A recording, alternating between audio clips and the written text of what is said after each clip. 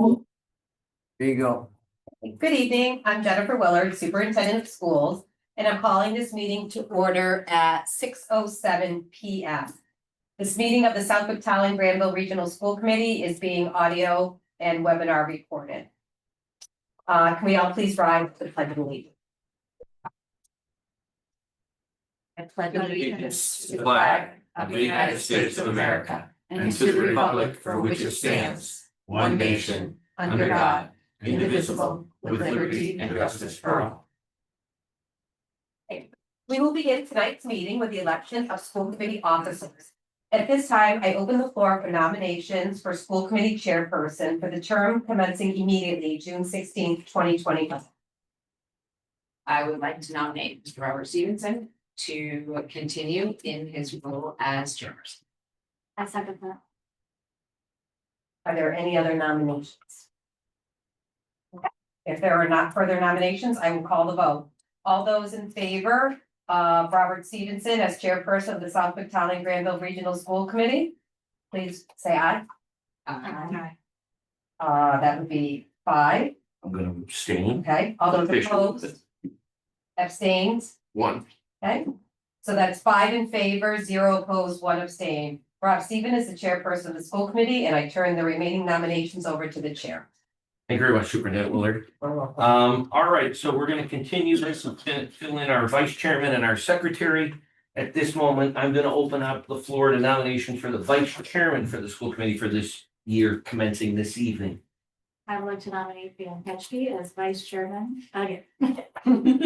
I'll second that. Any other nominations? All right, can I get a show of hands to approve Pam Pesky as the vice chairman? Any opposed? Any abstentions? All right. Aaron, let the record show that that is 5-0-1 with Pam abstaining on this vote. All right, congratulations. Ms. Pesky. Congratulations. I know, absolutely. It's a pleasure to work. Because it's a big, what we have is that when I'm here and when Pam's here, it's all about how quick can we have the meeting. Pam had the record, I beat it, now it's gonna be up to her to try to beat it again. Did you? Oh, I destroyed it. I don't know what meeting, but it was quick. It's not gonna be tonight. No, I don't think tonight. No. All right, so now I will open the floor for nominations for our secretary for this upcoming year commencing this evening. Can you pronounce your last name? I will nominate Brian Koropkov for that position again. I think she's done a fantastic job. Can I get a second for that? Second. Right? Any other nominations for secretary? What, you couldn't do it? Messed it up. All right, can I get a show of hands to approve Ryan's nomination? All right, any opposed? Any abstention? All right, Aaron, what the record shows, 5-4, 0 against and 1 abstention, Ryan abstained. All right. And for folks listening, I Yes. think that it should be noted that we have some new members. Yes, Judy Stanley from Tolland is a relatively new member, only with us a few months. And then we have Jennifer Burkholder and Melissa Morrissey, now newly elected and joining us representing Southwick. So we are almost a complete team. yeah, Erica would have been here tonight, but she ran into some car issues on her way down, so from vacation, so we're moved forward without her. Hopefully she gets gas soon. So, yeah, I got a text, she ran out of gas. So, not so good. All right, so consent agenda. And I'm gonna do a little explanation for Jen and for Melissa so they understand kind of how this works. In your email that you would have received, there's gonna be things that we do in a consent agenda where we bring them up at the beginning of the meeting. If you have any questions about them, that's the time to ask. If there's things that you want to pull out and have further discussion, this would be the time to do it. If not, there are certain things like any sort of fundraising, any sort of little things like that that don't really require a lot of discussion. We put them in a consent agenda so that way when we get to the section of the meeting where we do action items, we don't even have discussions. It's just an up or down vote to accept them. So on our consent agenda tonight, our minutes we put in there for 5/19, we've got some homeschool approvals and then policy section E and F. I'm assuming that's a first reading. Third reading, that's okay. So the third reading for E and F, and what that means is we have been going through a year and a half, well, it'll be 2 years almost, process of going through our entire policy manual and updating it. The last time that was done from top to bottom was 2005.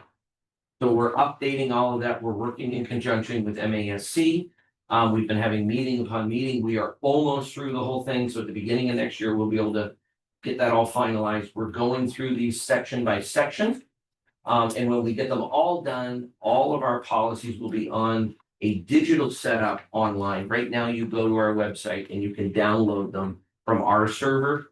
Once we get this all completed, they'll be downloaded through a server through MASC. And then when there are updates to the policies, we won't have to do this every 15 years. It's going to be done on a much quicker basis because we'll be able to vote on them individually and MASC will keep us up to date. That makes Well sense? said, yeah. Okay. All right, so any issues on the consent agenda? All right, awesome. Sorry, I had a question about the homeschool approvals. I'm good, good. Why don't you touch base on that? Is that the district approving the requests? Yes. So by law, it's really hard not to approve a homeschool application. They submit them to me with the curriculum that they're going to do, and then I approve them, and then we bring them forward to you. The students' names aren't on it. It just tells you the grade level and maybe the town that they live in. We usually have about how many homeschool students a year, Erin? 50? About 50 home. 40. Yeah, we can have 40 to 60 homeschool students in our district every year. So do you count rising kindergartners? Because they have the option to not come to school as a kindergartner, don't they? Yeah, we do have some people who I just signed off on one who is going to be a kindergartner. But they wouldn't have to do that necessarily. No. And I don't think 12th grade either. Am I correct? 12th grade, you They don't don't need have to, have them for sometimes they- homeschool, but I approve them if they submit them. And do students come in and out or No. once they're on that track, they tend to stay on? Yeah, it's usually families like that are like super involved in, let's say, like or sports or ice skating or like unique activities or We've had skiing, we've had Yeah. gymnastics, we've Yeah. had, there's a ice bunch of. skating. Hockey? Yes, Yeah, we've had yeah. hockey, people who, yes, we have hockey. And then we have a lot of people whose families just choose to homeschool them. For personal reasons. Do you see situations where, like, I know in my district, we have families that'll choose to homeschool in the younger years, but then bring them in the older years? Are you experiencing any of that? think we see a flip. We see a lot of students who, after they leave, when they would go to 7th grade, they would make that decision to start homeschool. But we see many come until 6th grade, and when that transition happens. And a couple of my friends have done that, where they've homeschooled up until high school and then And they then- brought them yeah. in Yeah. at high school. And we have some where so we have had a few situations where the parents have pulled the kids out. And within 6 months, they have returned them back to us. So yes. You may not come back. There isn't a when I was first on the committee, I thought it was weird that we were doing this all the time, that like we were always approving them. And it's not that there are always people dropping out. It's that there isn't a set date for which they need to submit their paperwork. So it's just kind of, yes, no, it's so Oh, yeah, weird. we do this throughout the school. It's so weird. It's the first time I've seen that. Like, yes, so you would think Well, that at the like back you end of just the do it year, all we in don't have September. Or you would do it all We do now it in for- preparation for Yeah. September, Yeah. but people aren't always on the game about that. And so like they just come in throughout the whole year, even though we know where they are, even though we've accounted for them as, either in the district or homeschool. So it's just weird that we just approve this on a rolling basis. And if Erin does reach out to the families, and not this Erin Mountain will reach out to the families and say, we haven't received your homeschooling applications, can you please submit them for the people that we know every single year who homeschool? So we do a contact, and then they're supposed to also be, she sends a note to them letting them know that they have to submit whatever they've agreed to, work samples, journal entries, standardized tests, or whatever for me to see, to ensure that they're actually doing work while they're at home. Most of the people, believe it or not, use some form of online curriculum. That's what most of them are using. Any other questions on this? All right, super. Warrants. So at every meeting, we'll have a little bucket with some pieces of paper in there that we need to sign off on. so that the people in there can get paid. Nick, those usually have payroll, they have, what else goes in there? All your accounts payable Everything. expenses, basically everything we buy. Reimbursements we give, for mileage, athletic official payments, health insurance, food services, everything. I signed enough today, it was like an unabridged dictionary. So we'll have those in there. All the backups are always there. So if you want to get here early or take a look at them, it's all there. So nothing, it's all very transparent. You take a look at it. But Nick goes and reviews all of those before they go in there. So it's not just a blind sort of, you can go and see. And I do catch things, I caught about 6 or 7 things today that just, sometimes it's a faulty account number, sometimes it's, just little stuff. So tonight, before you leave, if you haven't done that, if you can get a chance to sign, those are normally separated by a big paper clip or smaller ones, but we just have to sign there. What we did do, or what we are gonna be doing this summer and hopefully going forward, we took a vote at the last meeting that we are going to have the chairman be the one to sign the warrants during the summer. We technically only need one signature as long as the school committee signs off on it. We took that vote last meeting. So this summer now, Aaron and Nick, they're only gonna get a hold of me so that we can take care of this, so we don't have to bother you guys. Because the other option is to send it out with DocuSign, and then we've got to make sure we go forward. It just creates a big problem. So we're gonna try that this summer. Hopefully it goes smooth. Correspondence, Superintendent Willard. Yes. Looks like we got something. I did, so we got a letter from Principal Rood at Potter Mill School. It says this spring, students at Potter Mill School had the opportunity to explore the world of watercolor painting in a special 5-week after-school class hosted by our very own Mrs. Carrier. The sessions focused on the beauty of nature with a special emphasis on birds, aligning with this year's Granville Bird Fest theme.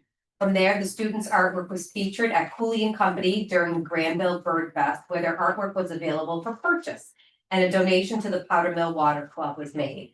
So the Powder Mill Water Club received a donation of $125, and we'd just like to thank the Cooley and Company for hosting the event and inviting us in, and also to Mrs. Carrier for running the watercolor club. Can take the principal out of the building, but you can't take the kids away from the principal. So, yeah. And then we also have another donation, recognition of, that they received a donation at Woodland School of library books estimated at about $260. Books will be for check out and check in the library, and I'd like to publicly thank Shannon Wazlowski and the family for their support and contribution. That was by Emma. And Erin, I want to say thank you for doing that club with the kids. I think that it is awesome. And I also want to say thank you for making it a community event. And including your neighbors out in the boonies. But like, this is one of those things that I feel falls under the priorities that the PACT committee identified. And I think anything that we can do where it involves community outreach like that is just awesome. So thank you very, very, It was very adorable to much. see the kids realize when the paintings came back.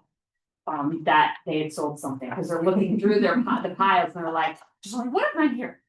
Sold. And it was adorable. So the money that was given in donation is being used to purchase supplies, and on Friday, they're all coming back and we are having an all-day painting session on Friday. And they get to take home everything, because I have purchased palettes and new brushes for them, paints and pads with the $125.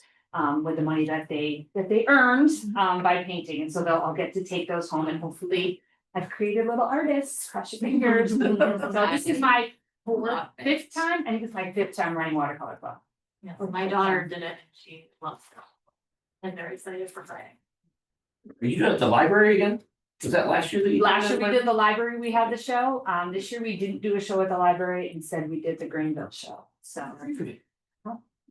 So next year, Tom, See, you can get out to town and have a show out there. I'll be able to do it at the club, right? In lots of places. Yeah. All right, fantastic. Okay. Now, John, the most exciting part of the meeting for me. A lot of times it's for us too, I gotta tell you. So it's we never know what's coming up. So off you go. It's your Yeah, show. we don't get your agenda in Yeah. advance. Yeah, so not only is this my first meeting solo, it's also the first time I had to do this like by myself I know. because my shorter was. Oh. You don't have backup. Or Magnolia, so I try to keep it short. So we had class officer and student council elections. We have field day or hour tomorrow. Our graduation was a success despite it being held inside, and maybe it'll make taxpayers think about putting AC in. Couple of field trips went on. 9th grade went to Sunny's Place, 10th grade did Red Sox, and 11th grade did Mystic Aquarium and went to downtown Mystic. Finals are happening today through Wednesday, so God bless us, and we're all excited to just move on to the summer. Well, we didn't have much. So I have a Read question. that. So I know. it's a Wednesday. So question I've got is who's in the second seat next year? Have we determined that yet? I know last time we asked you guys that you were close. We don't know. Well, yeah, we had a person, but the election shifted things around, so I don't know if they Oh. still want to be. Okay, But so you have to do some recruiting maybe. Yeah. Okay, sounds good. So September, by our first meeting at the end of August or the first meeting in September, we'll have somebody. Okay, awesome. Well, congratulations, and officially on Wednesday you become a senior, so good luck. And, All that pays for. we're pulling, so it's all good. Okay, fantastic. Okay, so educational presentation, end of year overview. Mrs. Carrier. All right. So we're gonna pull it off because it is hard for you all to see on the black and white. So we're gonna pull it up. We have to get special approval in order to get colored copies, so. Hard.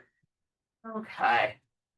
So we're gonna look just at some of the year-long and year-over-year data, so you can get an idea of where we are, math and ELA.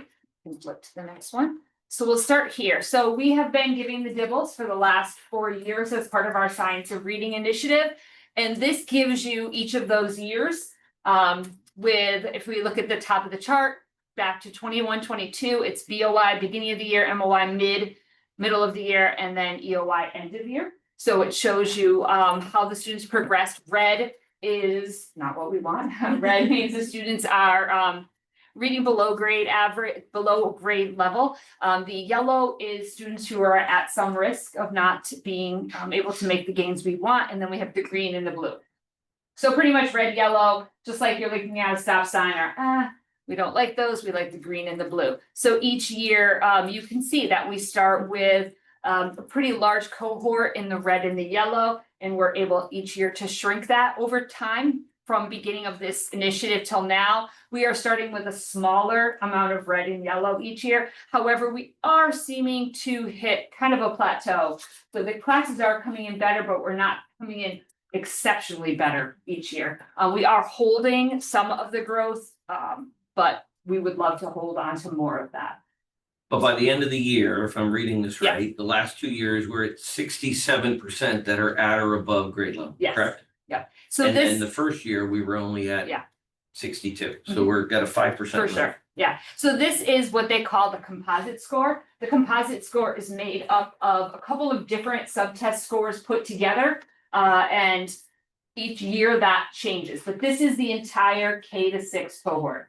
All right, so K-6, all the grades mixed in together. Do you want to go to the next one? Aaron, before you Yeah. go, how much of that is, all of these kids are the ones that were in and have received science of reading, Yes, correct? this is from the beginning. We didn't give science or, we didn't give the dibbles prior to our Science of the Reading initiative. Oh, So we're okay. not able to look at what Okay. it looked like prior to starting, because we didn't No, actually I give get it to all of the kids until 22. If you see the big Right. jumping kids on the side, Yeah. we gave it to 300 kids that first year because we only did it in K1, 2, 3. I got And you. then we started adding 4, 5, 6. So the number of kids even went up.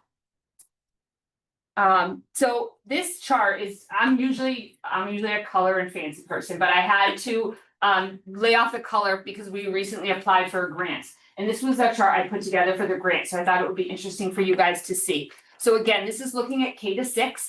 it's only giving us the percent that would be green or blue. Okay, the percent that's on or above, so the state kind of likes to just look at that number, and it goes from 21, 22, and then all the way through, if you look at that top row, the composite. And the analysis at the end is, yes, each year we're increasing the number of students who are on or above. However, we're really kind of stuck at a 70%. We're not really getting above that.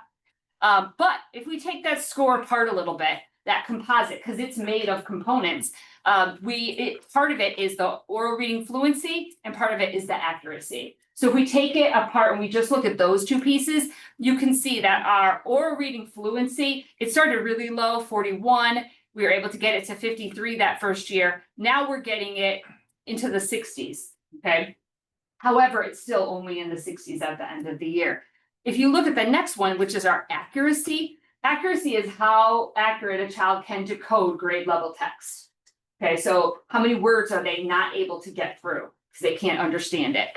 That we're now getting kids regularly into the 80s. So the big piece of information here is when given a piece of grade level text and not timed and told to read at their own pace, 88% of the kids in Southwick can read at their own pace a grade level text accurately. So that's pretty amazing.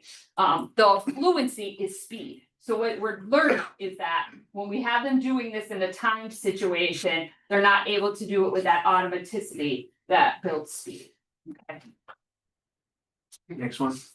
Thank you. Cool. All right, math. Looking at a couple of years worth of math. Now this goes K to 9. I will tell you, for whatever reason, our math program goes up. Yeah.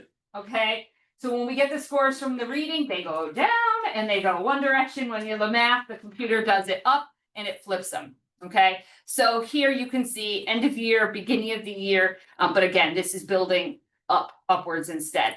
Each year we do see a significant growth. We do see we don't really see, unfortunately, a smaller below grade in the beginning. Every year we still have a pretty much the same size below growth. Our ability to have them grow is increasing, but we really haven't changed what they start with.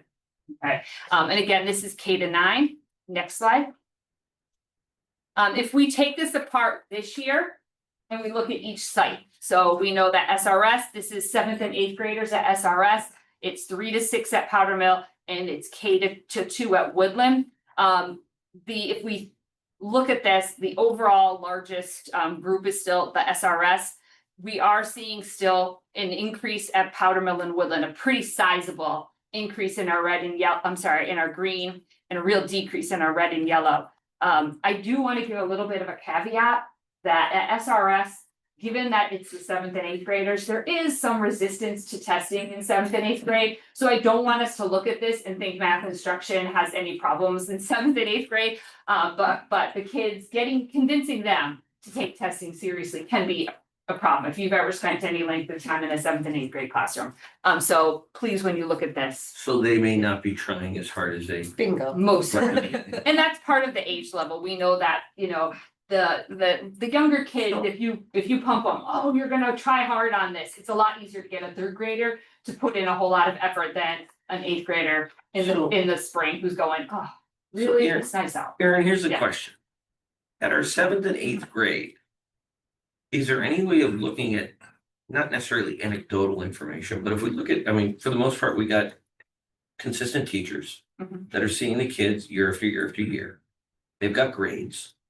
Are we finding that the grades are improving? Are we finding that the grades aren't improving? Because that would be outside of a one-off test. Mhm. If the teachers are teaching the same curriculum and they're having the same tests, wouldn't we hope to see some improvement in grades if we're doing it the right way? The challenge is standardization, and I don't know if the assessments truly are standardized. But, yes, the program should be the same. I can't speak to the standardization of the math program. Mhm. The beauty of a program like this is that it truly is standardized and data collecting is very easy.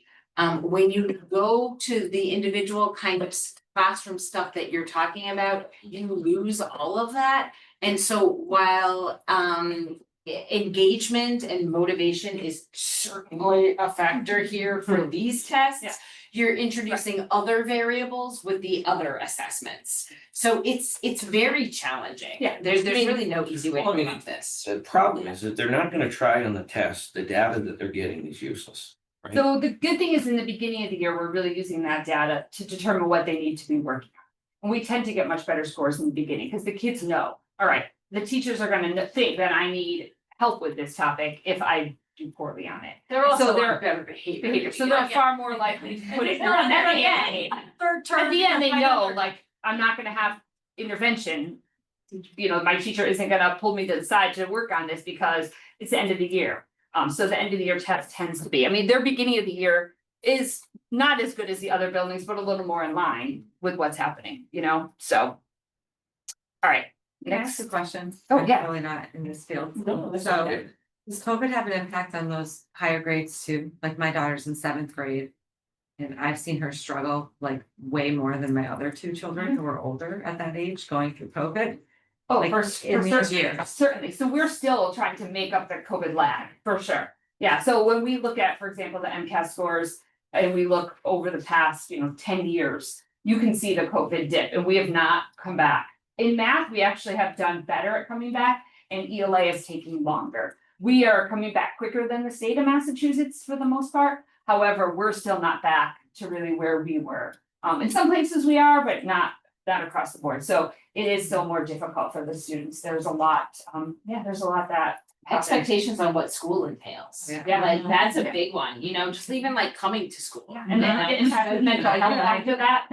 Getting to school on time and stuff like that, that's never a challenge. COVID babies, so even for them, it's gonna be weird of, many of them probably stay at home. I think we're gonna be seeing all different effects for a long time. Yeah, but overall, I tried to put takeaways at the end to give you a summary, so when I do these, I do try to have like something at the end to kind of give you what really the big things to keep in mind are, which are 88% of K-6 students can decode a grade level text when reading at their own pace. That's a huge number. If you had looked at that prior, we had times where teachers were afraid to put grade level text in front of classes because so many kids would struggle with it.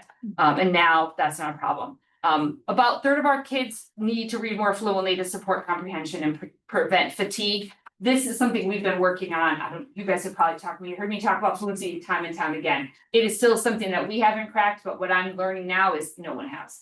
No one seems to have like a magic fluency intervention that seems to be working. The below grade math cohort between 20 and 28%.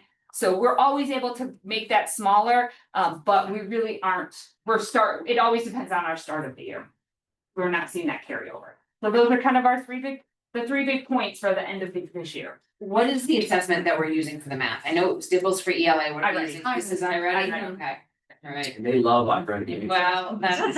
I liked it. Oh, I did you? don't understand what the issue is with it. I You're just like heard me, I anecdotally, wanted they're to like, like oh, it's I iReady, remember. nobody seems to really. We care didn't about like the it. breaks, Oh. oddly, but But iReady asks the question, and then depending on the answer, if they do it Yeah. right, they go down a certain road, right? Yes, And it's they a keep getting branching. harder and harder and harder and harder. Yeah, where it tests like the MCAS, every kid gets the same questions, maybe in a different order, but iReady, it's more AI where it looks at how you did. And then it determines, okay, you know this, we're gonna give you something a little harder. You didn't know this, we're gonna give you something a little lower. And then it keeps doing that up and down until it zones in on what it thinks the student knows around a certain topic. Has it been like shut off sooner?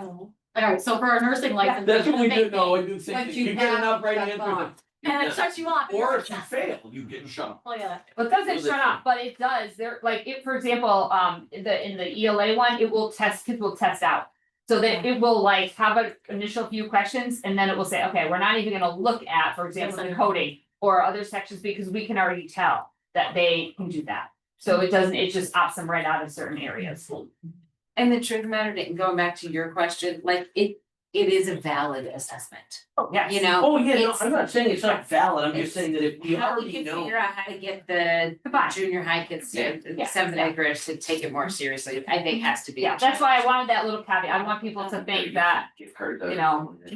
Well, we have PBIS starting next year, so Yeah. Oh, They, there we go. plain's not enough, you would not, it's their age. Yep.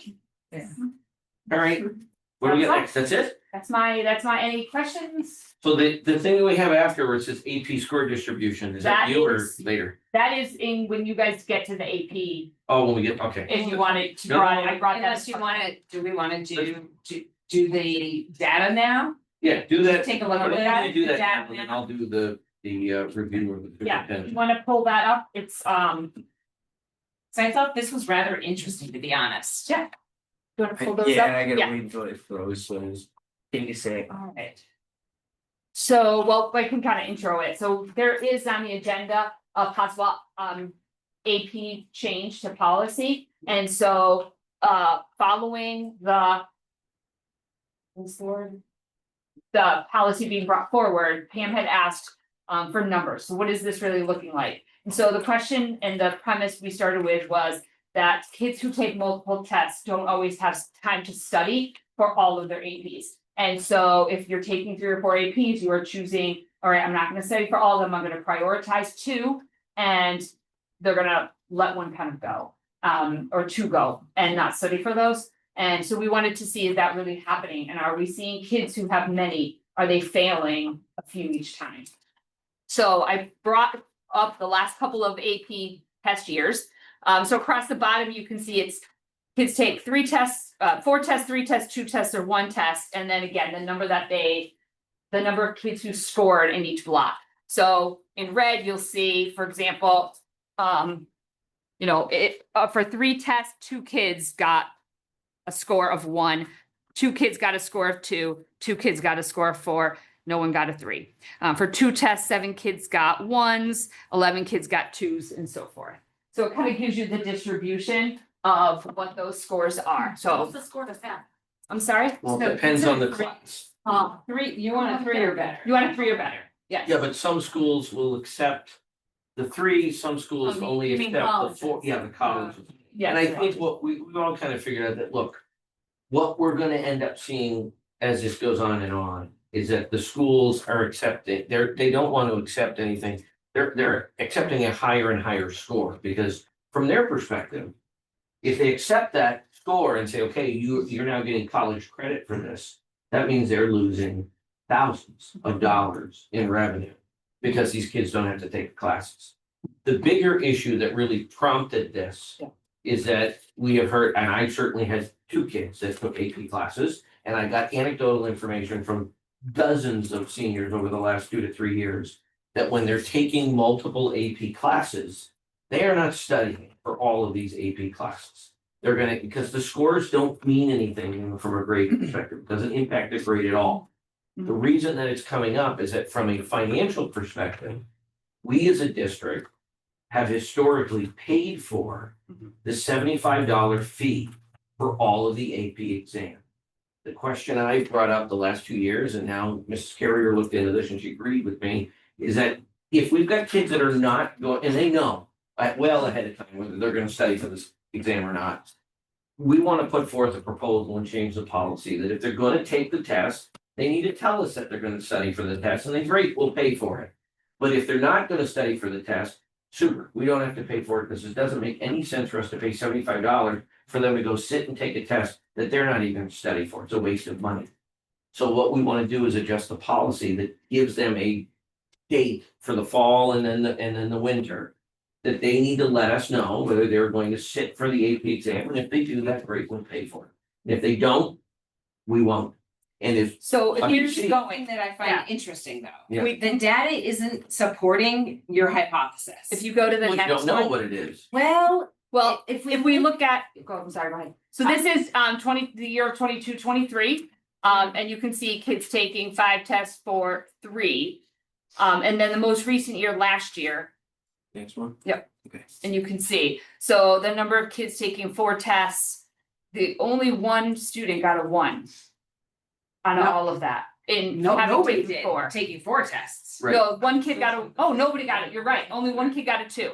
And then for 3 tests, we had 6 tests that weren't passed out of the 3 tests. The bigger bulk of the 1s and 2s are coming from the 2s and the 1s. But that still doesn't mean that the premise is wrong, and if it is wrong. What we'll have is we'll have every kid that goes to the school and says, okay, I'm taking 4 AP classes and I want to take 4 AP exams. Super, we'll pay for it. Right now, it'll be interesting to find out when if we move forward with this, there is no potential negative to doing this. So I disagree with that, and I think a lot of your AP teachers are gonna disagree with it too. And like, I think there's 2 issues at play here. The issue number 1 is the finances, which I agree is a problem, okay? And that's a problem because what year did we take out the honors level? Well, this is 3 years ago at least. Yeah, so it would have been the first group had honors, the second, and this That's one. what I third saw. This one does not have the honors. data that's consistent, right? Now you've So got kids that. what, because we took out the honors level classes, now we have more kids in AP. Way more kids. Right. Okay, which is not a bad thing, that's a good thing. Now, but of course, what that means for us is as a district, we're paying a whole lot more. We're one of very few districts that pays for the AP tests, which while we had fewer students, that was fine. Now it's financially becoming a challenge. I'm not arguing that whatsoever. My concern is the whole purpose of an AP class is the end game, the AP test. And if you don't require the kids to take the AP test, that there is the concern that the kids are not going to take the course seriously. And I think that is a valid concern. And I feel like if we're going to make an adjustment, we need to also make an adjustment to try to alleviate that issue. Because if you look at this data, your reasoning for wanting to take it out isn't necessarily supporting that. If you look at the kids that are taking 4 tests, these are your kids who proportionally are actually doing really, really well on the test. Whereas if you look at the kids that are only taking 1 test, proportionally, you've got more kids falling in the not so good categories than on the good But categories. that could be because they're in AP classes because there's no honors option. Correct. Okay, which But doesn't then- negate my concern. So Well, I think the agree, initial but I concern feel of the initial concern of they're taking so many that tests they're and blowing only, off. so I still- that's for sure. I don't think that data supports or negates it, because you could have somebody that got a 2 or a 3, and if they were gonna study, they could have got a 4 or a 5. You still got kids, and it doesn't make a difference, because if you've got a kid that's going into AP. Mhm. And they know that right now they have to take that AP class. They also know at the beginning of the year that the score that they get on that AP exam means nothing. So if they don't want to study or they don't want to try, they're not going to try anyway. All we're doing is giving them the opportunity to tell us whether am I going to study for this exam and I want to take it, or I'm not going to study for this exam and therefore we don't have to pay $75. That's it. If they want to take an AP class, they're taking the AP class because they want to learn something and they want to have a little bit more vigor. That still doesn't mean that they want to take that exam. And they can still do it. Because right now the exams don't count towards their grade. And the teachers run into that all the time. And there's still kids that don't study for those exams. If they want to take that class, they want to take that vigor, and they want to take that exam, I am not limiting that, and this suggestion doesn't limit that at all. All it does is if there is a kid that's in AP that knows that they're not going to study for that exam, and they know well ahead of time that they're not, then they can just indicate that I don't want to do it, and super, that'll save us $75. Do you have to know at the beginning? No, it's not at the beginning. No, by November for an end of the year test. So you must have to change them. Yeah, absolutely. And if they're on the fence, take the exam. That's fine. It'll be interesting to see how many kids opt out. I mean, you could do it for at the beginning and not make it. I mean, we could do, the question was, and sorry. Can I? Yeah, absolutely. As a former AP teacher Yep. at the high school, I'll just throw out my opinion. And I have 2 sons that also have graduated college now, so my experience with AP is a little bit there too. Yep. I know for years, we've come and asked if the school district would stop paying for the AP tests. Because most school districts don't pay for it. Yeah. And it takes away a lot of the incentive. It's not so much the incentive of taking more than one and studying for them. If you take the course, you don't need to study for one test at the end of it. You should have learned the material enough. Yeah. For the course, if you took it seriously straight from the beginning. So if you tell some kid, you're gonna take this course, but you're not gonna take the test at the end, that doesn't increase their willingness to work hard the entire semester. I think when they sign up for AP, and your point about in college is getting the credits, that to me, as my son's going to college, was not as important. It still became a factor, and I had two different experiences with both my sons. One, the AP courses allow you to get into better schools by taking multiple AP tests. Schools look at that to get in there. The really top schools, they don't give you AP credits because everyone they accept has taken multiple AP courses. They sometimes reduce the freshman workload because they know you took a bunch of them. Yeah. So that was my first experience, is that not so much getting the credits, but getting into the good schools. My other son was able to not take certain courses his freshman year. And not that he took less courses, he still got to pay the same fees, but he was able to take courses that he wanted to focus on. He wanted political science, we didn't have to take a math class, that he took the AP test. So to be honest, as a teacher up here, I wish the school committee would not pay for the test, but still require every kid, if you sign up for an AP test or AP course, you are going to take the test. And it's going to cost you $95. I think it's up to 95 or something So now. That's the incentive. Now, it is hard to The make. problem is with that is now with the honors classes going away. Well, that's a This different issue. That's not. No, my- but that's, no, no, but that's, Yeah, I that's get where this goes, I where it's get like, look, you've got kids that are now artificially in AP classes that would have been in honors. it. Right. And now if you go down that road, which I'm not So necessarily against. the other fix financially is if they get a 3 or higher and pass the test, I was just gonna say. then there's the incentive and say, look, we'll pay for it. The problem is trying to do the financials for the school districts. That's Right. always been the problem. Because The reimbursement. one, they're usually seniors, they don't get the score till July, they're off to college, trying to get the money back. They would have to come back to the school and offer it as an option, say, look, if you got a 3 to 5, you come back to us and we'll give you the money. If you can budget it that way, that's harder to budget for the school district, but that was always my opinion, and we used to meet as AP teachers and talk So about make them this. pay, and then if they Make get a them 3 or pay. above, they get it reimbursed. Then you taking it serious, or your parents are paying for it, and they're making you take it serious. Right.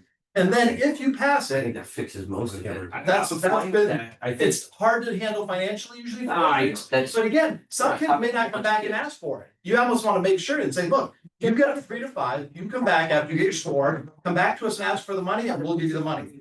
That to me would be the ideal way to fix it, and say. do we get notified of the scores? Oh, yes. Yes. they get- Okay, so if we got notified of the scores, we would know who got a 3 or 5, and we could issue a credit for whatever that amount is. They might get the names. I don't get the names. I just get like overall. No, but somebody in the Yeah, district yeah, we gets the Guidance, names. yes. Yeah, we get it. Teachers get it. So It comes. I think that's a great idea. The only problem is those honors level kids that don't have an option, and now with that, But now that forces them into a CP class that they Can I, don't want. can I just jump in for a second? As superintendent, Yep. I'm looking at from 21-22 to 23-24 and the removal of the honors classes, and I'm sitting here going, that was the best darn decision we ever made. Cause I'm looking at the number of kids in 21-22 who passed 4 tests, it was 3. 23-24 was 23 kids who could pass an AP course.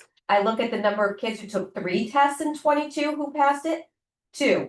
I'm looking at it in 23-24, 24 kids passed with a 3 or better in 23-24. You look at the number of kids who took 2 tests that passed. Most of the kids were at an 18 in 21-22, 18 were at a 3, and so the total was 23 kids. However, or 24 kids, if you look at 24-25, 32. And if you look at the kids who just took 1 test in 21-22, only 21 kids passed. Now we have 34. So the number of kids who are graduating from our school, here is evidence that the rigor has been kicked up tremendously at the high school, and our kids are leaving us in a much better place than they were 3 years ago. I mean, that is data, that is evidence right there. That is amazing data there to look at. And I So- agree with that, and that's why I really don't want to take, I want to still require them to take the test. I understand the financials of it. I don't, because that's the end game. That's how these courses are structured. And then I don't know the answer to this because I'm not an AP teacher, but if they opt out, like very often when you are taking an AP class, many of your assessments in the term are College Board practice AP test assessments that the teachers often do count as part of their actual grade. If you have opted out, are you not a part of College Board and do you not have an account to take those practice tests? Oh, I don't know the answer to that question, but if that is the case, then we have just shot a whole bunch of teachers in Is the that- foot. Opting out is a bad decision to let kids opt out of the test. So does it change? Yeah. No, I know, but I guess what's the difference between, well, I know that I've got 3 or 2 or whatever, and I'm not gonna study for the math AP because I don't need to. This opting out, I didn't know about tests and stuff. Do they don't get certain tests? If I they're don't know, part of it, we were through Mass Insight where they did a practice test. I don't know how that works. That's Works on the through College district, Board. that's through Yeah. College Board. Our But Mass it's a Insight, valid- they've opted out. I didn't know, I wasn't aware of that It's a because I don't valid want. question you and I wanna don't have know the the answer option to to it. make Yeah, this that I stuff. don't. I think the other issue is like, I know it's a small school district, so larger school districts, because at AP teachers, we would meet other AP teachers. If you were in a big enough school district, they offer like calculus as a non-AP class. Yeah. That was the We other don't have option. that option. Oh, I know, We're that's, we're too small to do that, but again, I always felt, for me, the AP Cal, if you weren't gonna do great in the class, I'd rather you still sign up to the class, take the test. Yeah. You're gonna be more prepared for college if you choose that route, whatever. But taking the test is an important piece of it. You let them opt out, the whole course becomes watered down. And for them, at least, students. And I completely agree with what Dave said too, about the fact that if you have done your due diligence as a student throughout the semester, you shouldn't need to spend hours and hours and hours studying for this test. You do that as you accrue your knowledge and as you take those practice Yeah, tests. that hour between the class, between the 2 tests, you're not going to study for that. You're better off not. You're better off resting and relaxing, getting ready for it. You should have learned it. so how many kids do we have take AP classes this year? Oh, this year? Yeah. This year we're up from last year. I don't know the count of kids, but we're up from last year. You So what can was see- last year? How many do we You have? can last see year? them up here. This is last year, so we had, We don't have a total. yeah, The other problem with opt-in is some of the classes are only in the spring. They start Yeah. in January, so. Well, there's a second date. There was a date. There's a second date. Yeah. Oh, okay. No, there's Opt-in, yeah. my understanding is there was a second date that you had, that they had. Which It's just, look, if there's a way to solve this, I'm fine. It's just, we've talked about this for 3 or 4 years. I've certainly got information from my kids that they were in that, and it didn't stop them from working hard in the class, but they just didn't study hard for the AP final, the test that they were taking, because they didn't have time. The They money were wasn't coming out of their pocket. right, no, Paying no, $100. understood. You're But taking and it if we're off gonna go our down that Yeah. road, I don't necessarily, I'm not against that either, but I think that may end up impacting kids taking AP and then going down to a CP class, where if we've got somebody that wants the additional rigor, but knows that they're not gonna really study hard for that exam, there should be an off route for them, but if it creates too much of a negative impact, then I just wanna come up with something where we're not spending thousands of dollars on tests that the kids aren't gonna study for. I think the majority of AP kids want to take AP kids and are willing to pay for the test, or their parents are paying for the test. And you try Well, to, I mean, usually make a financial. maybe you incentive. do a survey. If they can't afford it, You still want to have exceptions and say, look, you can apply for a 119 waiver for that fee. in 23. If you can't afford it, we will take that, and you are taking the test. And make that an option as well. I think when I first started teaching it a long time ago, they used to all have to write a letter asking for the money. Now they don't even have to write the letter. They used to actually say, please pay for my test. And a kid didn't put a letter in and it got paid for, they all found out, oh, you really don't have to put the letter in. Right. So I think you make that an option that, if It does you get can't afford it, make sure you, It was? It does say in the policy. it says it. I know what they're, they have to ask. So, Right. This last one, math, 119. So, Okay. you know, we've been around and around and around at this, about this issue for as many years as I've been on the committee. And, you know, it's not an easy, there's the financial and then there's the philosophical, right? My issue is I don't want us as a school committee making decisions that impact our students and our teachers without having somebody with on the ground experience at the table and in the discussion. So, you know, when we first brought this up last week, I left feeling a little bit like, oh, you know, we're not ready to make this decision unless we hear from our guidance counselor, our AP teachers and things like that. So like Dave, I'm thrilled that you were here and willing to pipe in tonight because no matter what, like, I'm okay with whatever decisions we make. I feel like moving forward though, we always need to be conscious that there needs to be a voice at the table for the people for whom this is going to affect. And these AP teachers are especially trained. They have a lot of experience in this. They have strong opinions about this. They may not all be in agreement, but I think it's important to give them a voice. So here's the question. So at 118, so we're talking, I mean, here's the thing.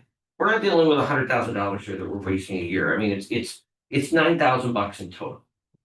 Now, if we've got half the kids, I don't even know if it's that much, but let's say half of them don't want to take it up. I mean, there's certainly ways that we can do this. I'm just glad we're talking about it because the last couple of years, it was like, oh, we're not going to do it. And we just pushed it off.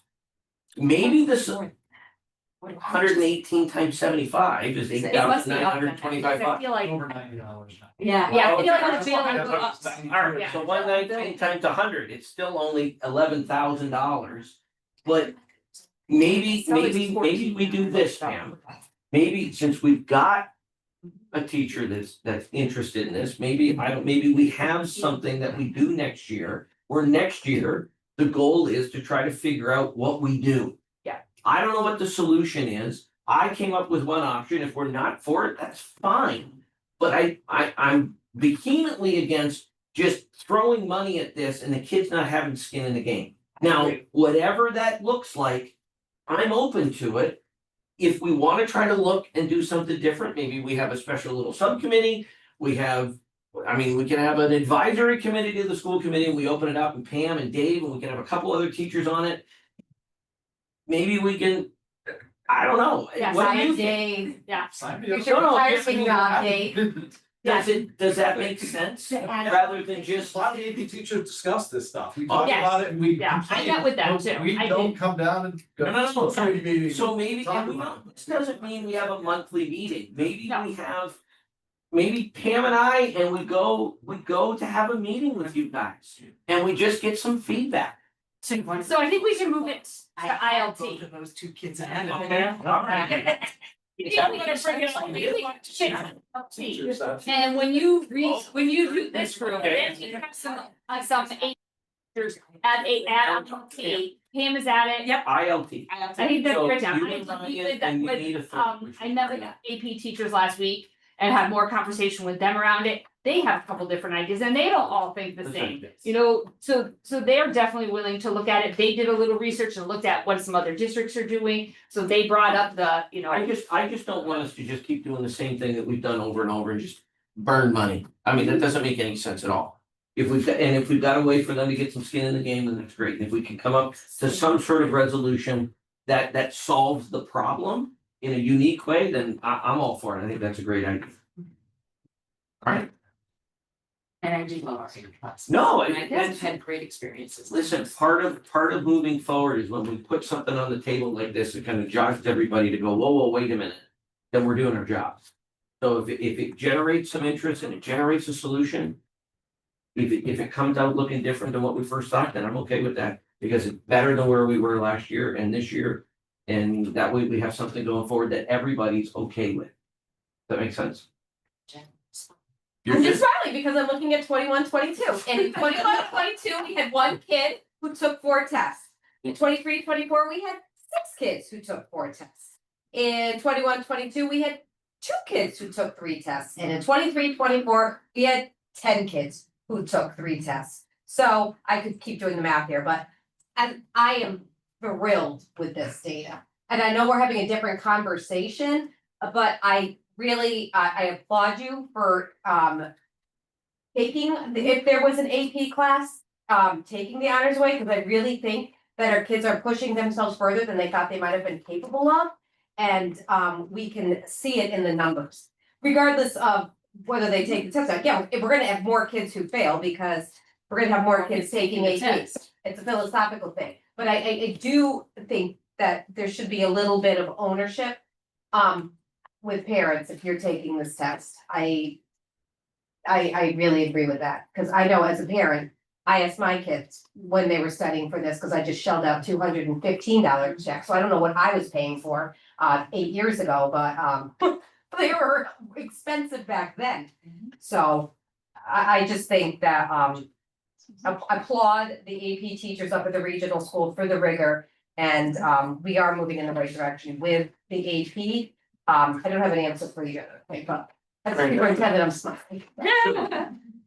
Right, We're so doing that- better for our kids. That's So what that I'm was hearing. an extended version, but we'll be able to oversee the, or move from the rescind the policy part, right? We're not gonna rescind it. We'll just put it on hold until you guys, Yes. we figure out what that's gonna look like. Okay, awesome. Look at that. Great information, totally not on the agenda, but it all worked out well. Okay, so everybody has a end of year assessment. I have the great honor every year while I'm in this role to kind of tabulate and put together everybody's answers to the questions that we look at when we're doing the assessment for the superintendent. In light of time, I am not gonna go through each and every one of these. You guys have a copy of this. You can certainly take a look at it. Suffice to say that the answers are all looking at significant progress. We all met them, we exceeded. All of us are basically the 5 people that answered this, put our superintendent at a proficient level, which I certainly agree with. There are comments in there. I copied them verbatim from the assessments. Doesn't identify who was what, but all the comments that were provided are in this report, in this analysis. There's absolutely nothing in here that concerns me whatsoever. I am gonna indicate, as I told Superintendent Willard privately before we met today, that I think that this was her strongest year, as long as I've known her, for the following reasons. Last year obviously was a challenge. It was a challenge for everybody. And for us to be able to get through that was a big win for the committee and for the superintendent and for the administration. Superintendent Willard started this year without a director of business in place.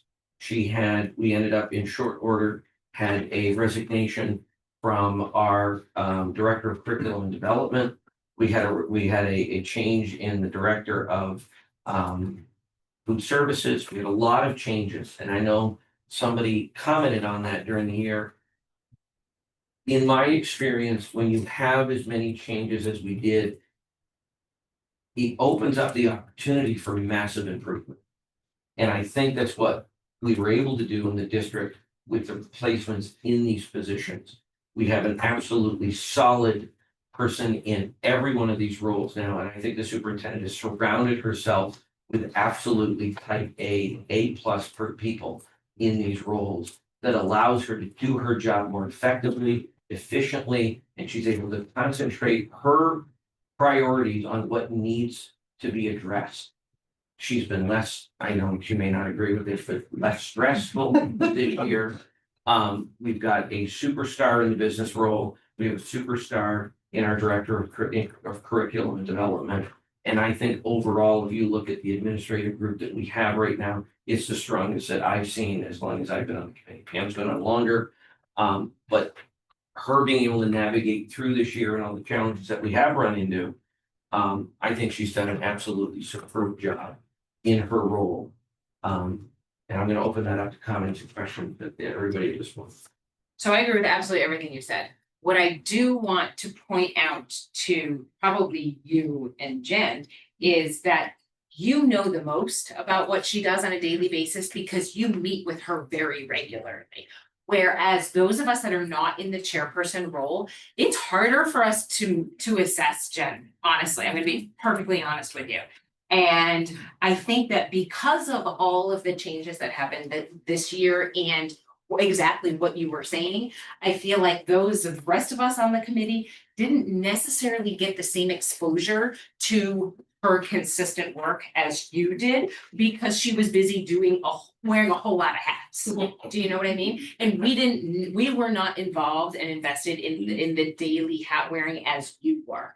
So like I found myself, as I've done this numerous times, finding like for some reason I had less data this year to base my evaluation on than in past year. Not because Jen wasn't doing it, but just because she was doing it. I just didn't know about it because she was so busy doing it. Do you know what I mean? So like if there is some way, and I don't know how to solve this problem because I know that as chairperson, you, by nature of your job, you just have a more consistent line of communication with the ongoings of what's going on. If there's some way for the rest of the committee to know that periodically throughout the year, it would make our jobs easier in the end when we come to like actually cite, like, yeah, I know you're doing all this, but where's the data that I'm gonna use? So I've got a suggestion that started when I was first put in this role. Superintendent and I decided that we first started at maybe once a month, but we thought it needed to be more frequently. Now, we started out where I was meeting with her every other week. Now, I'm not suggesting that all of you do that because she won't have time in the day to do that, but you always, as school committee members on this committee, have the opportunity and the open door to reach out to her at any time. What I will suggest, though, and I think it might be worthwhile, is each one of you should have at least a quarterly time where you're gonna meet with her for a half hour, 45 minutes. You can go, she can give you updates on what's going on. You can ask her any question. If she can't answer, she'll get back to you. If there are times or things that you're specifically interested in, if you want to move that from once a quarter to once a month, I mean, I think you should reach out and have those conversations directly with the superintendent. Because I think the more that you interact with her, the better you're gonna be prepared for these meetings, the better you're gonna know what's going on. Again, even interact, and a lot of you have, I know those of you that have been on, you can certainly reach out to me. What's going on? What are we doing? How are we addressing that? Individual conversations that we have, Pam and I communicate. Right, and that's how I felt. Very Like, regular. I had a lot of communication Like, with if you, there's then for some something- reason I felt like I didn't have that, and that's on me. You just gotta reach You know? out. I mean, it's, Exactly. if there's something going on that I need to individually reach out to you, I will. Obviously, what we've got to worry about is sort of that quorum issue where I don't talk to Pam, and Pam talks to Ryan, and Ryan talks to Melissa, Melissa talks to Jen, and Jen talks to Judy. That would be an issue, that would be a problem. But if you want to pick up the phone and talk to me about something you're concerned about or that you don't understand, we can do that anytime. And that's not an issue from running it for something, what's that term that it's not a quorum issue, there's a open meeting law. We're not violating open meeting law by having conversations amongst ourselves. Where we run into trouble is if we have a conversation or a serial conversation that involves more than 3 of them. This is why on our subcommittees, we're allowed to have up to 3 people on each subcommittee, because we're able to meet, we're able to discuss, it's not a quorum, so therefore we can do that. I mean, I don't want to speak for you, but I think having meetings with you quarterly, I think is a great idea. Come on in. No, I think that's a good idea. Robin just popped in the other day. I popped in with my son. No, I know, that was even better. But I mean, look, I said this last year, I said this, Jen and I talk about this all the time. If somebody told me 4 years ago that 4 years down the road, that the superintendent and I would have as healthy and positive relationship that we have interacting with each other, I would have said that you're crazy. But it's worked out. We don't see things from the same perspective. I think that actually has helped us, and Jen and I have talked about that a lot. I bring things to the table that they don't think about. And look, I'm really excited when we have new people on the school committee, because you're all here for a reason. Your background and your school of thought and what you bring to the table There's not a bad question, there's not a bad comment. You're here for a reason to try to help to move the district in a positive, we talked about this, we're moving the needle in the right direction. Bring those questions on, and they can be to me, they can be to Jen, they can be to the committee. I encourage you to ask questions, because if you don't ask questions and you don't understand stuff, that doesn't help us as a group. We only make these decisions as a school committee. I can't do this on my own. I can sit here and have great ideas, but we bring stuff up and we discuss them just like we did about AP. This is how we do a great job as a committee, when we work together to solve these problems. So the more interaction is, the better from my perspective. Any other comments? I think we had a lot of building changes, Yes. a lot of new administration, and I mean, my kids are all in the younger building, I'll take that one's up there, but. Like going to Woodland a couple times a week is great, they just have a different feel, there's just, yeah, it's a different feel walking in, they got the music blaring. They're both dressed up for all their spirit weeks, like the kids love them to death. Some of them dressed up like the principal. Or even just the boys at Powder Mill. Even my daughters, like, I think they're great. Like, and I'm like, I wonder how this is gonna work out. Then we have 2 males running this building, but I've had nothing but great experience with them. They're driving around their freaking golf cart at field day, which was great. All the kids seem to love. I know Mrs. Hendricks is not here now. I had a great time at field day. But I mean, it's if you look at from a grading perspective, or look at what we have from an administrative situation now than we did at the beginning of the year. We have upgraded and improved all across. Like, it's just been phenomenal. what We we've actually got. did surveys on the building principals, and the Woodland one is through the That roof. was really rough. It was- 2 new people. And I don't think the morale's ever been better in my 9 years at Woodland School. So I just say kudos to those 2 over there for just bringing laughter and joy back into the building. I just think it's wonderful. And that's where it all starts. I mean, It if they is. love the district, they're having fun at that grade, and that school is gonna roll right into Mhm. positive things here at Powder Mill, and then. Obviously up there, once they get to that, Mm-hmm. 7th, 8th grade. Hopefully we'll be a little bit better Great off. experience with the teachers. But no, I mean, honestly, Superintendent Willard, I think you did a superb job this year. Now, I don't think we have to vote on this, but what I'd like to recommend, the option is out there. That to not do an annual review on the superintendent. In the last couple of years, I've been opposed to moving that. Mhm. I feel we're at a point now with the committee and who we've got and the number of years that she's been on in the role, that my recommendation is gonna be that for the next. We're gonna do another full review on her in 2 years. That next year at this time, what we would get is a midterm halftime sort of report. Because what we run into in the 1-year thing is it's tough for her to make sure that she gets to us on the mid-year report. Well, get that's back the to thing, us. I found, like, yeah, I didn't, wait a minute, did I get that? We didn't run into it. Right. The other reason I'm gonna suggest that is that if I look at roles and number of years, you've got 2 years remaining on your term, I've got 2 years remaining on my term. Jen's got 2 years plus in her potential term. I think putting her on a 2-year review would not be a bad idea. I'm not saying, I think we just do that for this time. That doesn't mean we have to change the rules for every superintendent going forward. So I think that I agree with where you're going with that. I think that there is validity, like half of the committee is new and has never done a superintendent eval before. And it, like, when it all falls in your lap and, you know, in June, you're like, oh my God, it's a lot. So I almost feel like there's validity to, like, maybe going through the motions of it on an informal basis in 1 year. Yeah. And then, like, actually sort of counting it 2 years, just because half the committee is new and may never have done it before. But that way, like, we can treat that 1 year as like a mid-year kind of review thing, but hey, this is how we do. Do the You know, audit. still do the evaluation process. Like, I do feel that there's value to it. Yeah, no, and it's just, the only difference would be we can get it sent out, we can get it, people can fill it out.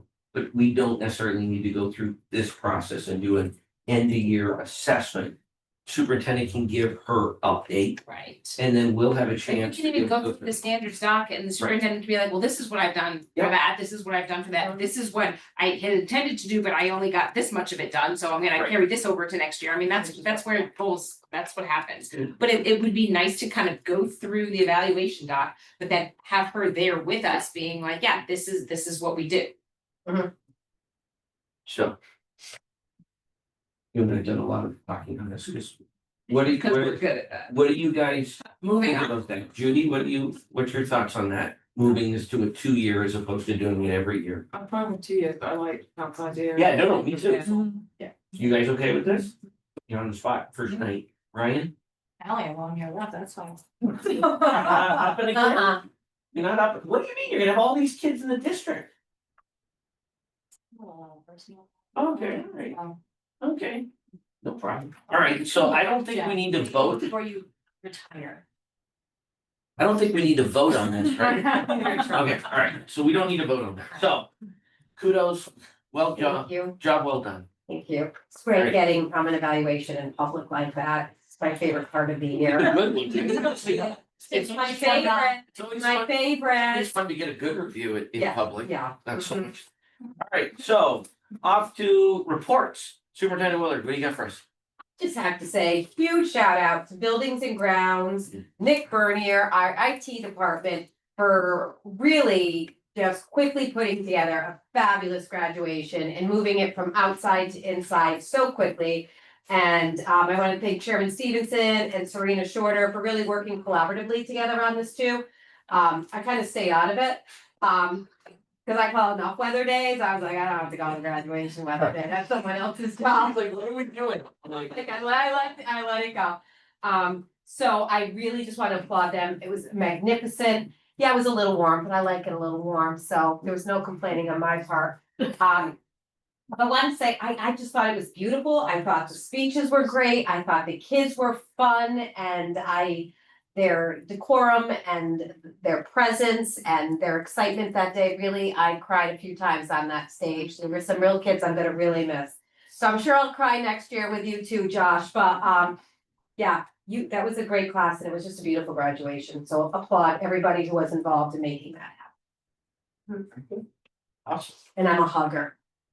Now, obviously, I think I mentioned it, the one of the nice little benefits of being on the school committee is that if you are on the committee for the year that your child is senior, you get to go up and present them with their diploma with the superintendent. So there'll be at least a couple people here. Somebody's gonna have to do it twice. You'll be able to do it once. Yeah.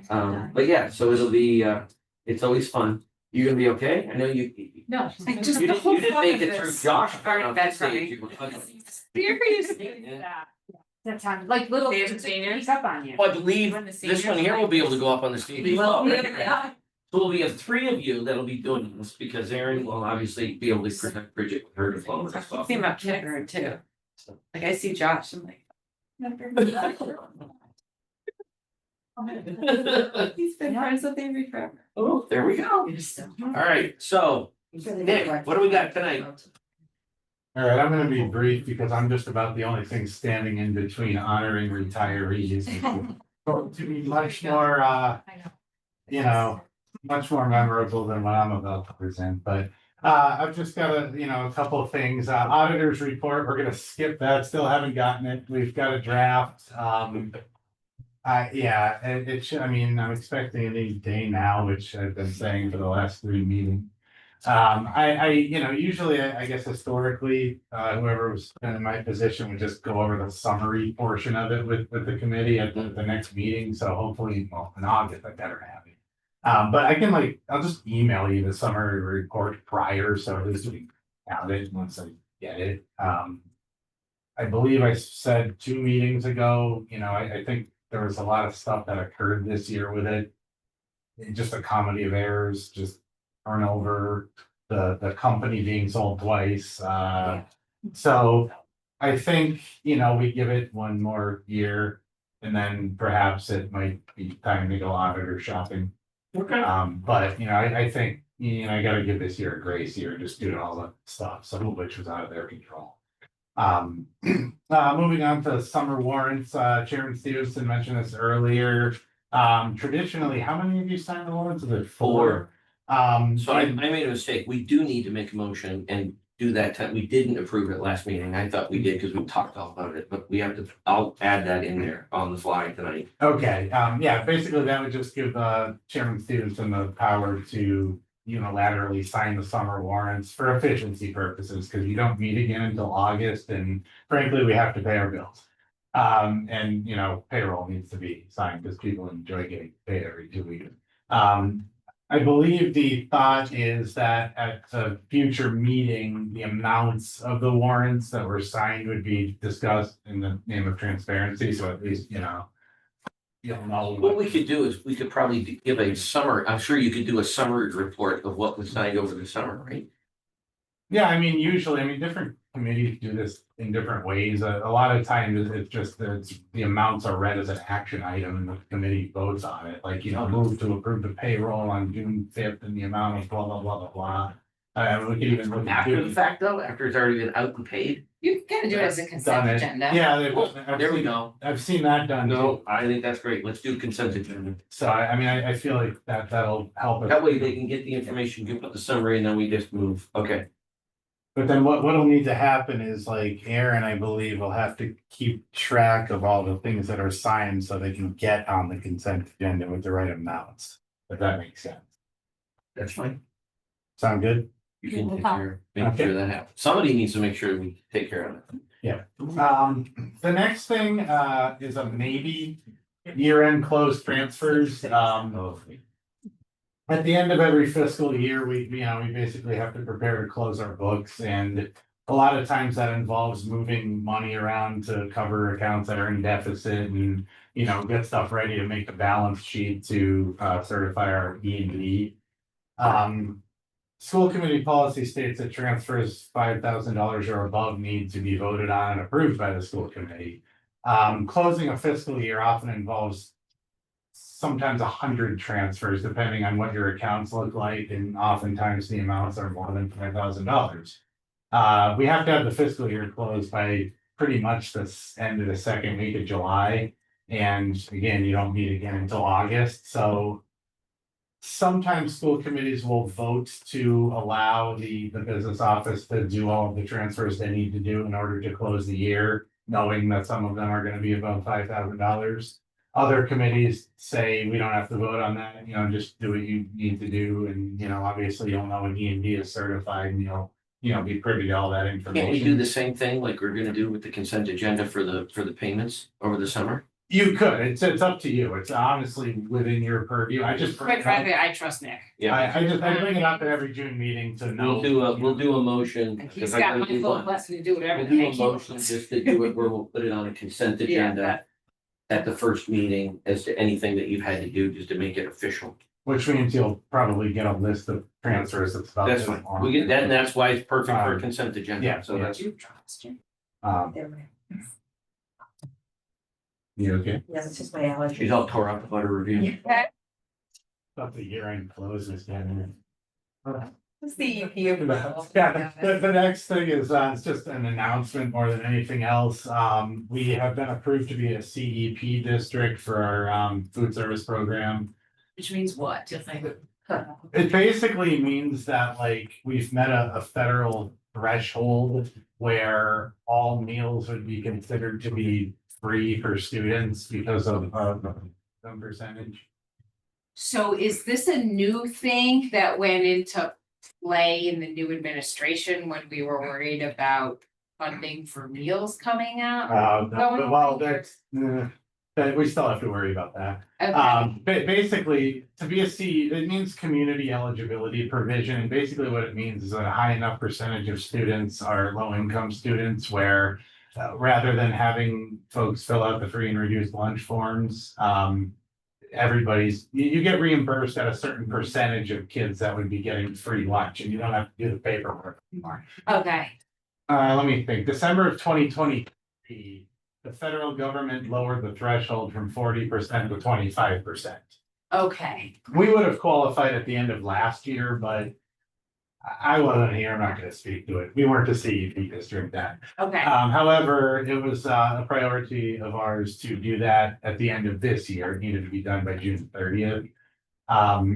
So Kathleen and I, food service director, did what we needed to do. Everything's in, we have been approved. So what this will mean is no more free and reduced lunch forms. Families will not see them anymore. okay, Claiming is a lot easier. There's a lot less paperwork, it's a lot more efficient. And what it does is it helps the state be able to fund the meals because the federal government has to kick in X%. So if schools go to CEP, basically the federal government's kicking in more, which makes it more affordable to continue this initiative on the state level. That said, there's talk of the federal government raising that threshold back up to a higher number, which would then Okay. jeopardize us, but okay, for now, we're good to go. okay. And it's a 4-year deal before we'd have to reapply, so it'd be good for a while. Unless things change at the federal. Unless things change. Now, if things do change at the federal level, the state could continue to kick in that difference if they want to prioritize it. I just worry about the affordability of that based on the fact that they don't fund it completely now. Right. That said, this is something to be happy about. It's gonna make things good, a lot better. I mean, I know meals are free for all kids right now due to the state doing that. But, the low income percentage is still calculated and there were still families filling out those free and reduced lunch forms. They wanna do it. Now, that used to be a source of data for us in terms of sort of knowing where our families stood on the, do we have other sources of, other ways of So that getting that same certification- information? That's done with the state, so there's like a direct cert program, so that number will still be done with the gateway, so that will still exist, so we'll have that. So we're not losing a data source though. We'll have that high. If you go back enough years, the state's virtual gateway was not good at capturing all of the kids and families that were out there. But over time, the state's done a better job cross-matching their different databases, families that get SNAP, families that get TANF benefits. So honestly, there weren't many families that aren't in that portal already that would have needed to fill out a free and reduced lunch form. You're talking probably under 10. So yeah, no, that we didn't lose that. Okay. We're good to go. And lastly, I am very happy to announce the hiring of a new supervisor of buildings and grounds. Yes, this is our third Eric that will be doing this job. It's now part of the job Yes. requirement. We need Eric to be Yeah. hired, no? Oh, it's a Yeah, Right? however, it's with a C, not a K, so going back to the C spelling of Eric. So on July 1st, we are pleased to introduce Eric Heavey, who comes to us currently from North Brookfield School District. He's held this role, I believe I sent the committee an email, well, I sent the whole district an email last Thursday, but just to summarize. He comes, he's done this job in a few different school districts, he's been a head custodian, so he does, understand the workings of what that job will entail very well. Took a while to find him and nobody in the district is happier about this than I am. Because I'm looking forward to shedding those duties and focusing completely on learning my own. So we will be happy to see him in 13 more weeks. Now you know how Jen felt. Oh, thank you. Cannot wait. So I think Right. that's everything I have for tonight. All right, so policies. We got third reading of section E and section F. Those are the adjustments that we made in our arduous policy review. We'll have I'm assuming an action item on this. Yeah, right? I'm Yeah, assuming there's- an action so- right there. With everybody's approval, I put a great big X on Jen's part. We're gonna rescind policy IHCD in lieu of our announced subcommittee that Dave's gonna lead next year. They got the Henderson clause. What? Just when you thought you got out. I'm not gonna let you down. All right, okay, so now take us to action items, just hold on, let me do these two that we've gotta do on the fly first, and then you can do yours. Yes, let's, okay, do that, let's go to this first, do the retirements first, cause they hard. I know. So I'm gonna start with the first two, and not just because you're here, but we usually go in order of years of service. So the first one is, be it resolved that the Southwick Talon Granville Regional School Committee hereby extends its congratulations to Donna Bodwin in recognition of 15 years of educational excellence as a paraprofessional. We hereby convey our sincere appreciation for your valuable efforts, dedicated service, and assistance rendered, which has enhanced the image of the Southwick Talon Granville Regional Schools, and a record of these resolutions shall be permanently entered into the minutes of this school district. Be it resolved that the Southwick Talon Granville Regional School Committee hereby extends its congratulations to Lois Dietrich in recognition of 22 years of educational excellence as a paraprofessional. We hereby convey our sincere appreciation for your valuable efforts, dedicated service, and assistance rendered, which has enhanced the image of the Southwick Talon Granville Regional Schools, and a record of these resolutions shall be permanently entered into the minutes of the school. I'm gonna call Dave Hendrickson up.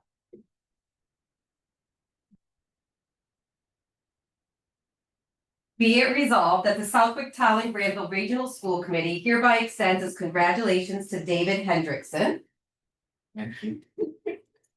in recognition of 30 years of educator excellence. We hereby convey our sincere appreciation for your valuable efforts, your dedicated service, and assistance rendered, which has enhanced the image of the Southwick Talon Granville Regional Schools. And a record of these resolutions shall be permanently entered into the minutes of this school district. Thank you, and thank you for your wonderful ties, your friendship, and everything else you've offered me my past 9 years here. I appreciate it. Thank you. And we'll see you next year.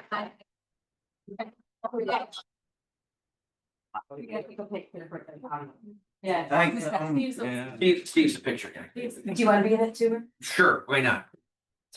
That's it, this is called, this isn't a retirement picture, this is a recruitment picture, that's what this is. On, alright, say cheese. There you go. Oh, wait, no, let's do this. No worries. I think she should get in on it. No, it's David's. Okay. In a few years, she'll be there. Wait, I did the wrong one. Sorry. She was my. I never. Awesome, very much. Very good. Just. 18 pounds. I'm just doing a good job. I never. I like Mr. A, I had.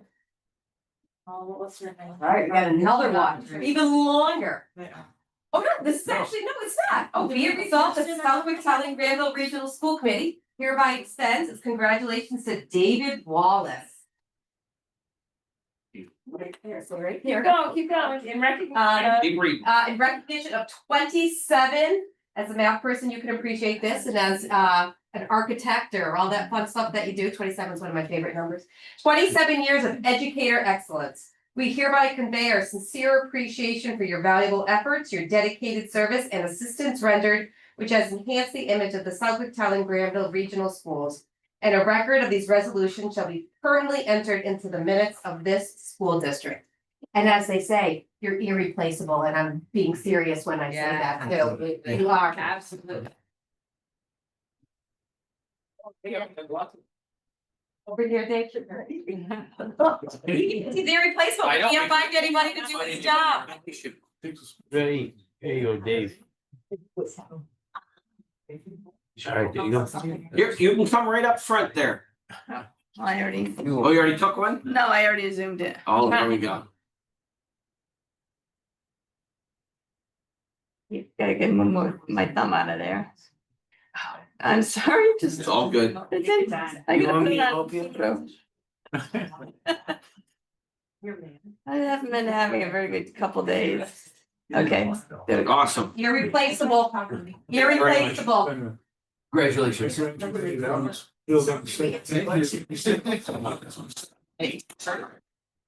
So it's just. If you break your record for the fastest meeting, thanks for that. Thank you. No, Very that's good. good. Very helpful. Yep. Yeah. You guys have a great evening. Well. Well, I'll see y'all in a year and a half. It'll be my turn. That's it, lots of drinking now. Yeah, the record's not in jeopardy tonight, that's for sure. But the longest one's not in jeopardy either. It's Last true. year, that was. No, before we even got. Those were ever long. I think I was probably involved with those anyway. Yeah. I was sending in letters. from Oh, the yeah. side. We were behind the scenes on it. Yeah, we know. I would say yes. All right, That was what, or Amy had to read all the. yes, Yes, that was with when her we had to voice, read them. Yes. All right, so we got a ad hoc one here. I need to Wait, did we move, already like? no, hang on. No, we didn't, I don't think we approved it. Yeah. Oh, we did? We have to approve We them. have to Right, actually okay, do approve that. Recommended. There we So, go. Second. All in favor? Aaron, let the record show the motion passes 5-0. thank you, right. 6-0, sorry. My God, you're saying this is fine. Well, we used to 5. All right, so I need to move to approve. The chairman to be able to sign warrants over the summer with with a summary submitted at the beginning of the new school year for the warrants. So, or recommended, right? They do, okay. So moved. Second. Any discussion, comments? All right, all in favor. Aaron, let the record show that one passes 6-0. All right, I got another one, motion to approve the Director of Finance and Operations to perform all year-end closed transfers to fulfill obligations with a summary to be submitted to the school committee at the beginning of the next school year. Recommended. So moved. Second. Right, so I do better that time. Aaron, let the record show that motion passes 6-0. All right, back to our regularly scheduled program. Move to approve consent agenda items listed above, recommended. So moved. All right, all in favor? Aaron, let's show that motion passes 6-0. Move to accept the donation of $125 from Cooley and Company for the Powder Mill School Watercolor Club, recommended. So moved. Second. All in favor? Here we go. Aaron, let the record show the motion passes 6-0. We are moving now. Move to accept the donation of library books for Woodland School, estimated value $260 from Shannon Weslowski and family, recommended. So moved. Second. All in favor of that motion? Aaron, let the record show that motion passes 6-0. Move to approve the following wage increases for non-contract employees for FY '26. Speech and language assistant Amy Baroso, TBD. Percentage follows Unit A negotiations. Speech and language assistant Mary Jane Rebenny Kip, TBD. Percentage follows Unit A contract and negotiations. Certified occupational therapy assistant Amy Samowski, TBD. Percentage follows Unit A in negotiation. Treasurer Shannon Bennett at 3%. Internal suspension monitor, building substitute Sean Conchieri, 60% of the B1 rate. SRS hall monitor, building substitute Melissa Pettit, 60% of the B1 rate. Building substitute Zachary Correcta, 60% of the B1 rate. Building substitute Nate LaPlante, 60% of the B1 rate, all following Unit A negotiations. And building substitute Julia Nadolny, 60% of the B1 rate, following Unit A negotiations, recommended. So moved. Second. Any questions? All right, all in favor? Aaron, let the record show that motion passes 6-0. Move to approve the final evaluation of superintendent for the 24-25 academic year, recommended. So moved. Second. All in favor? Aaron, let the record show that motion passes 6-0. And we did the retirement. And that is it. Okay, so now, next section. We don't need to determine these all tonight, but we have, obviously with a bunch of new people on, we've got a bunch of holes in our subcommittees. We've got, so on the negotiation side, I was an alternate, but I want to be on that committee. You were never an alternate. So we have we can have up to 2 additional people on the negotiation subcommittee. Those people come in when we meet. A lot of times it's 3:45 in the afternoon. When we have meetings, like the next 2 meetings that we've got set up are set for September the 10th and September the 22nd, right? They will both be at 3:45. It would be before, the one on the 22nd will be before this meeting. that committee is on there when we have any sort of union negotiations. Now, obviously, we're almost at the back end of pretty much all of them. So once we get the teachers done, we'll be kind of in a lull for the rest of the year. So not the worst committee to be on because there's not a lot of meetings that will be happening after that. Finance, I'm on the finance committee. We've got 2 open holes on the finance subcommittee. Historically, those meetings are earlier in the day. That doesn't mean that we can't change when those are. I think we were lucky with the people that were on, had some flexibility in their timing. That they would be able to come in for a 9 o'clock or 10 o'clock meeting. We've got 2 open spots on that. Now, the ones that are important here that we've got to try to fill, the LPVAC spots, we have 2. I've been on the corporation and frankly, I've done that the last 3 years. I'd love to be able to transfer that off to somebody. The corporation and the collaborative are 2 separate responsibilities. I'm gonna try to explain this because I know I didn't understand it for the first year and a half anyway. LPVAC is our Lower Pioneer Valley cooperative that we send all of our CTEC students to. That's CTEC. We are actually a part owner of LPVAC, which means that we are part of the corporation. Corporation has a quarterly meeting that we need a representative to be on. They go, they talk about what's going on. It's not a really long meeting. It goes over the overall sort of 10,000-foot view of the operations, what's going on. They vote on warrants, stuff like that. Not very difficult, but we need somebody to be on that. It's basically a 4-time-a-year meeting. And correct me if I'm wrong, but it's a much bigger umbrella than just. Yeah, it's everything. CTEC. Yeah, it's not just Not CTEC. educational, they have a It's the bus lots, it's the whole thing. Like the corporation oversees all of it. Consulting. Yes. Spec audits. They go wrong, but it's a very quick, relatively quick business meeting. It's held at CTEC in West Springfield. Easy to get to, not that big a deal. The collaborative is one that we need a representative to be on, and they meet a little bit more than quarterly. They meet every other month, or there's like. It's every other month. So it's either monthly or Yeah, every it's- other month. It could be monthly. That's one that's important that we're on. We've got to talk to somebody over there. Because we ran into an issue this year where we did not have very good attendance. And that could theoretically put our voting rights as a district in jeopardy. We don't want to run into that since we own a piece of it. We don't want to be stuck in a position where we can't vote at those meetings. Judy, did you attend last week? Which wasn't able to go. So we gotta figure out where we stand with that. So we have to figure out where we stand with that because there were 2, like legally we had to attend 2. I couldn't attend the June 12th, right? So I was assigned I agreed to do the May one, which then got postponed until this upcoming Wednesday. So Okay. I'm gonna attend on Wednesday, Oh, good. but that meets 1 out of our 2 requirements. I'll have to So see if we can I agree. don't know where we stand on that. But anyway, my meeting with them is gonna be on Wednesday of this week. I have done that before. And I would not, I don't want to continue to do it only because I think it's a really great opportunity for one of the new people to take on. I learned a tremendous amount when I was the collaborative representative. Because that's the all things educational related to CTEC. I knew nothing about it, when I went in as the collaborative representative. I enjoyed it thoroughly. It's been a while since I've done it, and when I did it was during COVID.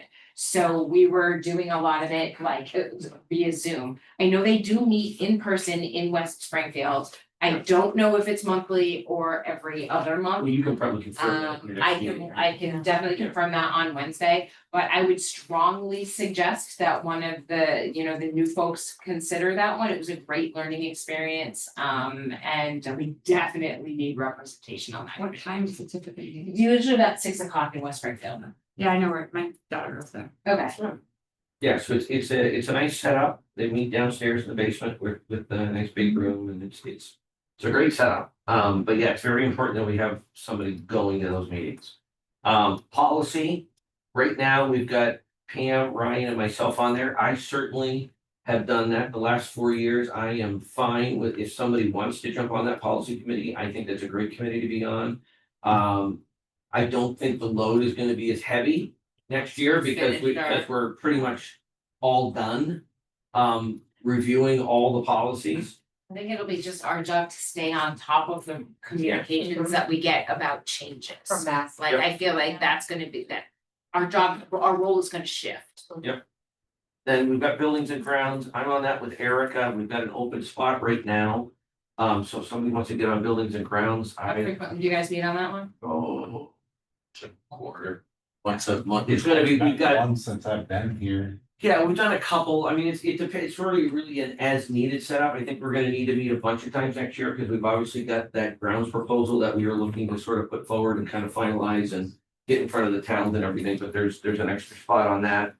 ILT, Pam and Ryan have been on that for a little while. We've got an open spot on that spot. And I have a time getting to it. So I don't know, when does that normally meet? That's 3:30 usually, yeah, Tuesday. 3:40 on Tuesdays, now 3:40 to 5:10 is it? 3:40 to 5. Yeah, so if you've got a little flexibility. We've got to try to fill that. Our wellness, on, Actually, when does that meet? Like Well, lunch. Every other month, but now my child's in full day kindergarten. Oh, oh, So I Yeah. did do wellness and then, yeah. okay, it's not well, too there's much. 3 holes on wellness, so. It's every other month at 12:30 on a, I feel like it's a I Tuesday. feel like it's a Tuesday. yeah, it's a Tuesday. I Okay, think it's like the second Tuesday. And these are all in person? So they're all on first. Yep.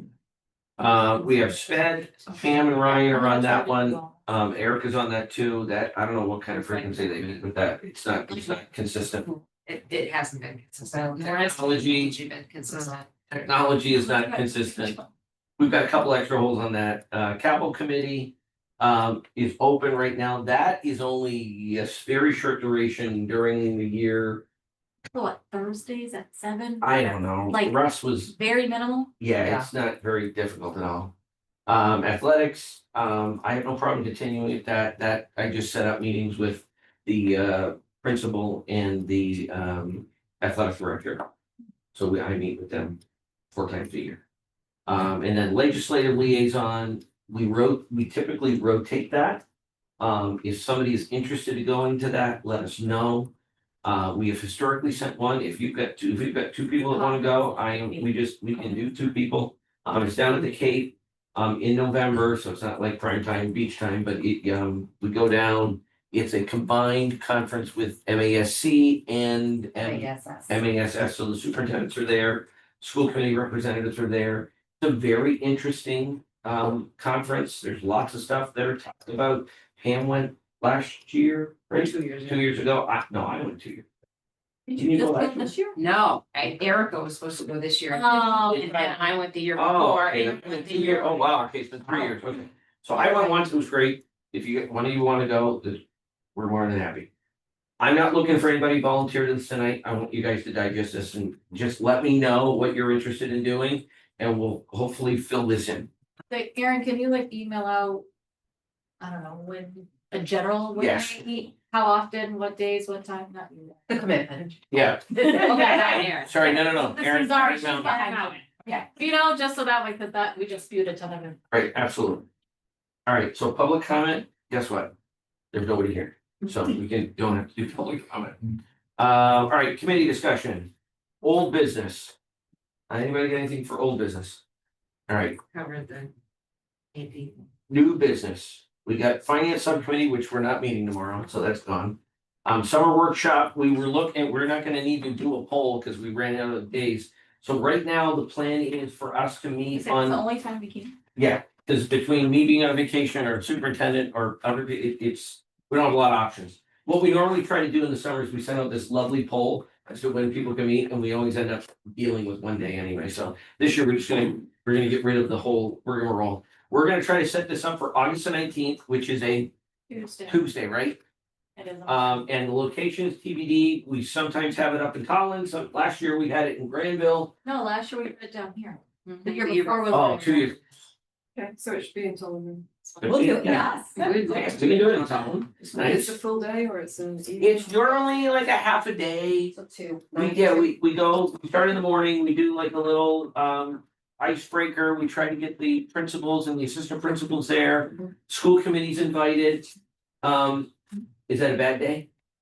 Hard work. Oh, okay. I won't do that, thank you, can't wait to Wednesdays. Well, I think there's a, Wednesday would be great, except I have a move-in on Wednesday at University of New Haven, so that was why that day was dead for me. If Tuesdays is no good and Wednesday's the day for everybody, I am fine with moving it to the 20th. I just won't be able to make it, You need to be there. so. Either, Yeah, doesn't matter. Cause otherwise then PMS run and she doesn't want to. do So, that's it. I will at this point, with no record in sight, entertain a motion to adjourn. So moved. Second. All in favor? Aaron, let the record show that motion passed 6-0. Good night, everybody. Thank you for your time.